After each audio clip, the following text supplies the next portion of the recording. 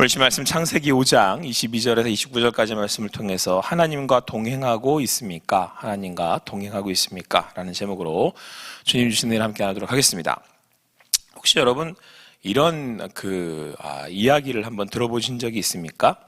김수한무, 거북이와 두루미, 삼천가짜, 동방삭, 치치카포, 사리사리세타, 워리워리, 세프리칸. 이거 아세요? 들어보신 것 같지 않아요? 안 들어보셨어요? 이거 제가 초등학교 때 나왔던 코미디에서 나오던 얘기거든요. 근데 이게 이름의 이유가 뭐였냐면 어떤 그 집에서 아주 귀한 아들을 낳았는데 얘가 이제 오래 살아야 되잖아요. 그래가지고 이 세상에 있는 오래 산다는 것, 오래 됐다는 분들의 이름은 다 갖다 붙인 거예요. 뒤에 또 있어요. 근데 제가 이걸 이야기하는 이 아침부터 신소리 하자고 하는 얘기가 아니고 그 다음 나오는 게 무드셀라예요. 무드셀라, 구루미 이렇게 나와요. 끝까지 해드릴까요? 아침 시간이 없으니까 지나가겠습니다. 제가 그 당시 어릴 때, 저는 그때 기독교인이 아니었으니까. 근데 이 얘기를 코미디언이 막 하면서 설명을 뭐 하나를 하는데, 야, 그거 알아? 성경에서 제일 오래 산 사람이 무드셀라야. 그러니까 그 이름을 붙여놓은 거예요. 그 아들의 이름에. 이름이 엄청 긴데. 괜히 궁금해 하시는 눈치래요, 권사님이. 그 다음 거를. 하고 싶은 욕심이 막 들지만 지나가겠습니다. 근데 무드셀라가 여기 나와요. 그 무드셀라는 사람이 몇 년 살았냐? 오늘 성경에 나와요. 몇 년 살았어요? 969년을 산 거예요. 올해도 살았다. 주여 나왔습니다, 지금. 오래 살았어요. 969년. 자, 성경에서 유명해요. 무드셀라는 웬만한 분들이 잘 외우시기도 하고 아시기도 하고. 왜 그러냐면 퀴즈에 꼭 나와요. 성경에서 제일 오래 산 사람 무드셀라. 그렇죠? 우리도 한번 전 여기 딱 반만 살았으면 좋겠는데 969년 바라지도 않아요. 한 400년만 살았으면 좋겠구만. 욕심도 많지. 969년 혼자 살고. 자, 그런데 여러분, 이 969년을 산 무드셀라보다 사실은 더 유명한 사람이 있어요. 기독인들한테는. 무드셀라도 유명한데 이 무드셀라보다 더 유명한 사람이 이 무드셀라를 낳은 누군지 아세요? 에녹이에요. 에녹. 오늘 사실 여러분과 함께 나누고자 하는 그 성경 오늘 말씀의 인물은 에녹이라는 사람입니다. 24절 말씀 같이 읽겠습니다. 24절 같이 읽습니다. 시작. 에녹이 하나님과 동행하더니 하나님이 그를 데려가심으로 세상에 있지. 성경에 들림받은, 우리 흔히 휴거했다 그러잖아요. 들림받은 인물이 딱 2명 나오는데 그게 에녹하고 엘리야예요. 우리 권사님들 역시. 네. 이 사람이 산채로 들림받아 간 거거든요. 근데 그 첫 번째 인물이 누구냐면 에녹이에요. 엘리야야 뭐 한 일이 워낙 많으니까 불병 타고 뭐 난리 법석을 치고 날아갔다고 치고, 에녹은 사실상 설명이 별로 없어요. 성경에도 오늘 딱 뭐라고 돼 있어요? 에녹이 하나님과 동행하더니. 근데 요 한 절에 그냥 모든 무게가 다 실려 있어요. 무게감이 딱 잡고 있잖아요. 뭐 엘리야처럼 뭐 북치고 장구치가 하지 않아도 그냥 딱 이 한 절로 끝나요. 에녹은 하나님과 동행하더니. 오늘 이 아침에 오늘 주신 말씀처럼 여러분의 삶 가운데 그 주님이 늘 동행하시는 여러분의 삶이 되기를 간절히 소망합니다. 제 삶이 그렇게 되기를 원하고. 969세 산 게 중요하겠습니까? 하나님과 동행하는 게 중요하겠습니까? 하나님과 동행하는 게 중요한 거예요. 자, 그래서 여러분 보통 이 본문을 가지고 우리 이야기를 할 때 하나님이 에녹을 얼마나 어떻게 했으면, 사랑했으면 에녹을 이렇게 그냥 확 데리고 갔겠냐, 얼마나 보고 싶으면 그랬겠냐, 그런 이야기들 우리가 합니다. 저도 그랬다고 생각이 듭니다. 하나님 도대체 에녹을 얼마나 사랑하셨기에 엘리야를 볼 때도 그렇고 데리고 가셨겠냐. 근데 그를 통해서 하나님이 말씀하고 싶으셨던 거죠. 자, 그런데 여러분 여기서 궁금해지잖아요. 성경은 그냥 단순하게 에녹이 하나님과 동행했다 이렇게 해놨으니 엘리야야 이제 주저리 이런 일도 하고 저런 일도 하고 이런 일도 있었고 저런 일도 있었고 이런 사람과 이런 일도 있었고 막 써놨으니까 아유 그렇게 살았나 보다. 근데 에녹은 다른 기록은 없단 말이에요. 근데 하나님과 동행했다 이렇게만 돼 있어요. 그리고 우리가 알 수 있는 말씀이 22절하고 23절. 그나마 우리 한번 같이 읽어볼게요. 22절 23절 같이 읽습니다. 시작. 무드셀라를 낳은 후 300년을 하나님과 동행하며 자녀들을 낳았으며 그는 365세를 살았더라. 자, 365세. 이것도 참 365일. 이것도 의미 있는 숫자지만, 자, 에녹이 누굴 낳았다고요? 예, 무드셀라 구름이 무드셀라를 낳은 거예요. 969년을 오래 산 이 아들을 낳은 거죠. 그런데 여러분, 오늘 무두셀라를 낳긴 했는데 성경은 오늘 뭐라고 말씀하고 있냐면 낳은 후 300년을 하나님과 동행하며 자녀들을 낳았다. 그리고 365세를 살았으니까 무두셀라를 몇 세에 낳은 거예요? 괜찮아요. 제가 산수를 잘해요. 자, 365년을 살았는데 무두셀라를 낳은 후 300년을 하나님과 동행했다고 했으니까 무두셀라를 몇 세에 낳은 거예요? 65세에 낳은 거예요. 맞아요. 그러니까 이때 뭔가가 있었던 거죠. 에녹이 무두셀라를 딱 낳아놓고서 300년을 그 뒤로 사는데 그때부터 하나님과 동행했다라고 성경은 우리에게 알려주고 있단 말이에요. 무두셀라는 아들을 낳은 것이 969년 산 아들을 낳은 것이 에녹 같은 어떤 사건이었어요. 어떤 의미가 있었단 말이에요. 자, 오늘 여러분, 그리고 성경은 다른 말씀을 하지 않습니다. 그리고 우리는 무두셀라에 대한 이름의 의미를 우리는 알 수 있는데 그 무두셀라라고 하는 사람의 이름이 몇 가지 뜻이 있대요. 근데 그 중에 우리의 그 시선을, 우리의 그 관심을 이렇게 끄는 건 그의 이름의 뜻이 그가 죽은 후에 심판이 올 것이다 라는 의미를 가지고 있답니다. 몇 가지 의미 중에. 그도 그럴 것이, 이게 참 의미가 괜찮다, 이건 좀 납득할 만하다라고 할 것이, 여러분, 무두셀라가 죽은 나이가 969세라 그랬어요. 자, 그런데 무두셀라가 오늘 말씀을 보니까 라멕을 낳은 해가 187세였대요.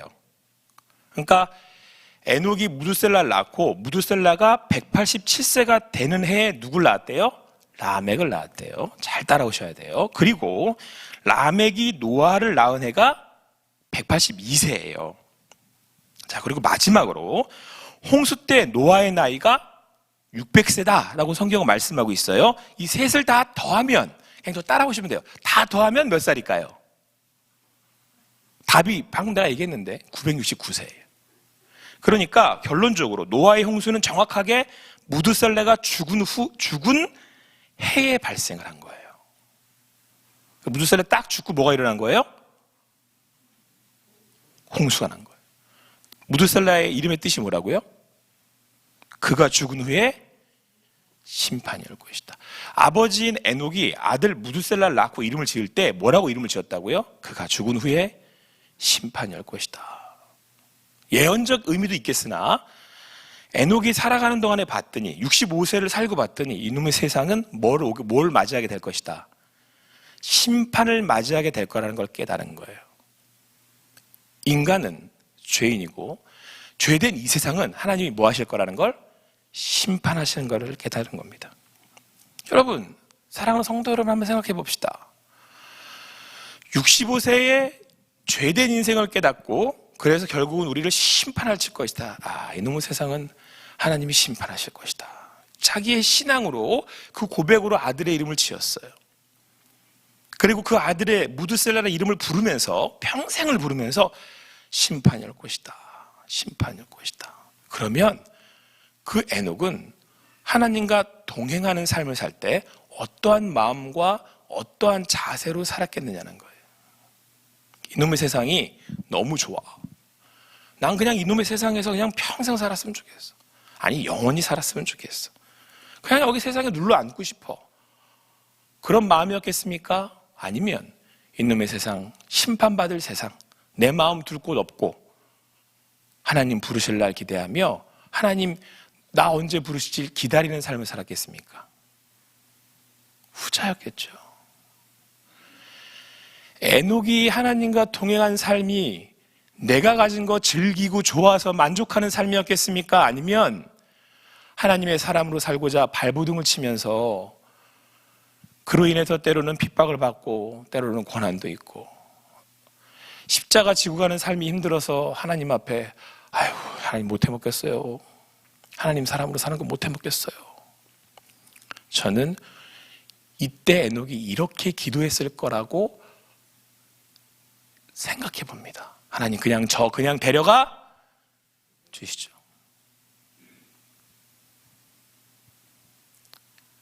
어떤 기독교인 한 분이 저한테 그래요. 예수 믿는 건 너무 힘들대요. 제가 왜 그러냐 그랬어요. 예수님 믿는 게 복 받는 거지 왜 힘들어요? 그랬더니 아니, 목사님 모르는 말씀하지 마세요. 살아보셨어요? 기독교인으로? 직장에서 기독교인으로 살아보셨어요? 그리스도인으로 하나님하고 동행한다는 삶이 목사님은 모르세요. 그러는 거예요. 근데 제가 그때 한 대 딱 맞았어요. 아시잖아요. 심판받을 세상에서 그리스도인으로 산다는 게 뭔지, 망할 세상에서 죄인이 득시들거리고 죄된 세상에서 그리스도인으로 살아가려고 한다는 것이 뭔지, 오늘 성경은 창세기부터 요한계시록까지 보여줘요. 요한계시록의 마지막은 뭡니까? 뭔데요, 마지막에? 오늘 무드셀라의 이름의 내용처럼 마지막에 뭐가 온대요? 요한계시록에는 심판이 온대요. 심판받을 이 세상에서 그리스도인으로 산다는 것, 오늘 성경 말씀에 하나님과 동행하는 삶이 평안한 삶이겠습니까? 예수님이 그러셨어요. 내가 너희에게 평안을 주러 온 줄 믿지 말아라. 내가 너희들 싸우려고 만들려고 왔어. 이게 무슨 얘기예요? 그리스도인으로 살면, 내 십자가를 지고 살면 입에서 뭐 하겠다는 얘기가 나와야 되는 거예요? 죽겠다라는 얘기가 나와야 되는 거예요. 사도 바울이 그랬습니다. 네가 죄와 싸우되 뭐 흘리기까지 싸우지 않았다고? 피 흘리기까지 싸우지 않았더라고. 내가 그리스도인으로 살아서 피 흘리기까지 싸우는데 이 땅에 있고 싶겠습니까? 가고 싶겠습니까? 가고 싶죠. 그게 정답이에요. 에녹은 가고 싶은 거예요. 제가 오늘 말씀 이렇게 묵상하면서 마음에 더 와닿았던 게 뭔지 아세요? 휴거 그러니까 이게 기적적인 일로 우리가 안단 말이에요. 마지막 때는 나도 휴거를 당하나? 나 살아생전에 예수님 오시면 내가 어떻게 되는 거죠? 휴거되는 거잖아요. 나 살아생전에 예수님 오시면. 근데 제가 맨날 궁금한 게 왜 굳이 휴거를 해야 되는 거냐는 거예요. 왜 공중에 들어올려야 되지? 도대체 왜 내가 공중에 올라가? 슈퍼맨도 아니고 이렇게 좀 쫙 올라가가지고, 이것 때문에 이단도 많고 말도 많고 성경 가지고 논쟁도 많아요. 근데 제가 오늘 말씀 이렇게 묵상하면서 이거 봐라 라고 말씀에 딱 깨달음을 주시는데 뭔지 아세요? 자, 보세요. 휴거라는 건 언제 올지 모르잖아요.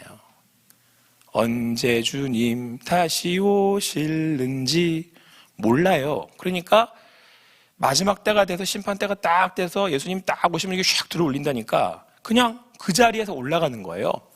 그게 아쉽지 않은 사람들을 하나님이 휴거시키시는 거예요. 그럴싸하지 않아요? 내가 가진 게 억만장자야. 내가 아는 권력과 아는 사람들이 무지하게 많아. 그런 사람이 들려 올림 받고 싶겠습니까? 그렇지 않으세요? 이 땅에 미련이 많아. 받은 부동산이 내가 어마어마하게 많아. 그럼 에녹처럼 아무것도 그냥 없이 제자리에서 너 일로 와, 너만 딱 와 라고 하나님 부르시면 가고 싶겠습니까? 어떻게 내 거 다 챙기고 내 후손들에게 바리바리 나눠줄 거 바리바리 싼 인생이 어떻게 그냥 휴거를 들림받아요. 죽어도 가고 싶지 않다고 땅에 붙이고 들어앉았지. 휴거는 들림받는다는 건 이 땅에 미련 없는 사람들이 가고 싶은 거예요.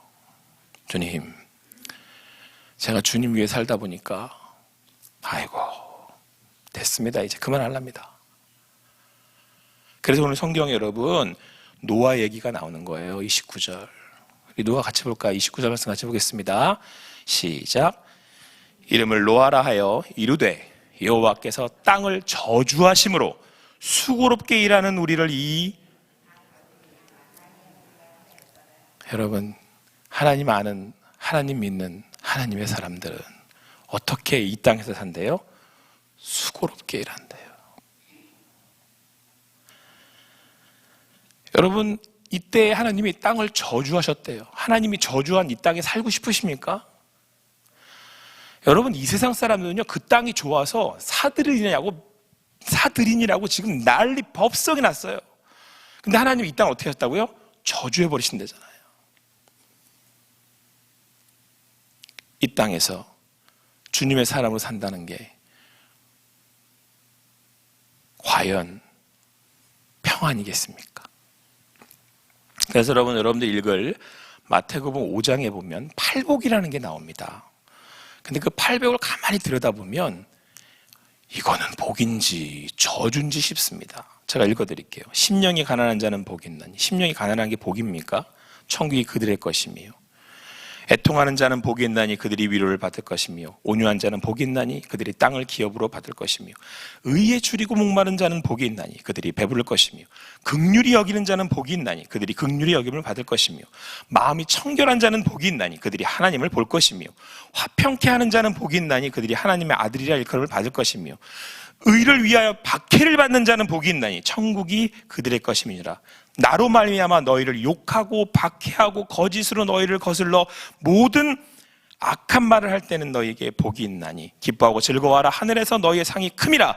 너희 전에 있던 선지자도 이같이 박해하였느니라.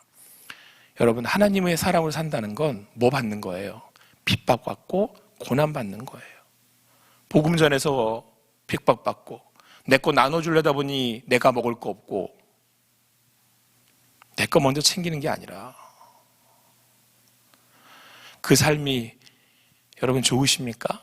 그래서 제가 오늘 설교의 제목을 뭐라 그랬죠? 하나님과 동행하고 계십니까? 오늘 에녹처럼 365년 365일을 내 평생을 주님과 동행하기를 원하신다면, 이 저주받은 땅에서 내 안일과 내 만족과 내 쾌락과 내 사람과 내 것만을 챙기고 산다면 어떻게 하나님과 동행을 할 수가 있겠습니까? 내가 하나님과 동행하고 있다면 내가 오늘 주님 나 오늘 부르셔도 아무 문제 없습니다.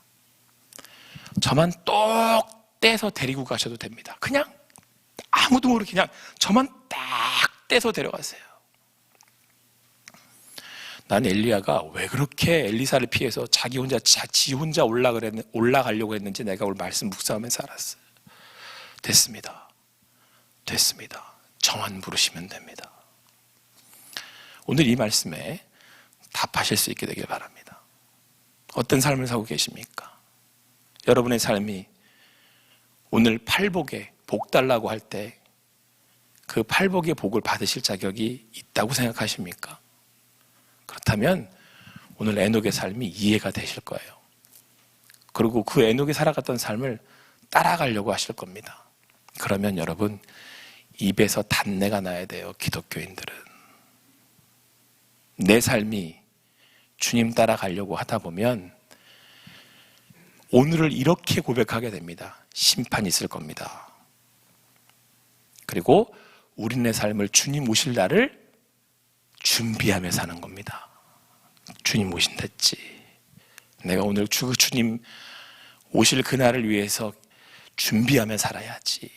그러면 어찌 가지는 삶, 챙기는 삶, 먹어대는 삶이겠습니까? 나누는 삶, 베푸는 삶. 오늘 팔복이 그랬던 것처럼 긍휼히 여기고 화평케 하고 그리스도를 위해 박해를 받는 삶이 아니겠습니까? 꼭 오늘 이 아침에 주님 됐습니다. 이제 저 데려가세요. 이만하면 됐어요. 언제 데려가셔도 괜찮아요. 라고 기도하실 수 있다면 여러분의 삶에, 여러분의 마음에 진정한 평안이 임할 겁니다. 오늘 예수님께서 위로하신다고, 하나님이 그런 자에게 위로를 주신다고, 그들을 배부르게 하신다고, 그들을 긍휼히 여기신다고, 그들을 하나님이 만나실 거라고, 그들을 하나님의 아들이라고 일컬어 주실 거라고, 그리고 무엇보다 그 하나님의 나라가 내 것이라고 우리에게 말씀하고 있습니다. 그 소망으로 살아갈 수 있는 여러분과 제가 되기를 바랍니다. 진정한 소망이 무엇입니까? 하나님, 그분 아니겠습니까? 오늘도 그분이 여러분의 삶의 소망 되셔서 이 땅에 저주받은 땅에서 사는 동안에 때론 고달프고 힘들고 핍박이 있다고 할지라도 믿음으로 살아내며 그분 오실 날 기다리며 주님 주시는 평안과 주님 주시는 기쁨 누리실 수 있는, 기뻐하고 즐거워하라, 하늘에서 너희의 상이 큼이라, 그 상 바라실 수 있는 여러분과 제가 되기를 간절히 소망합니다. 기도하시겠습니다.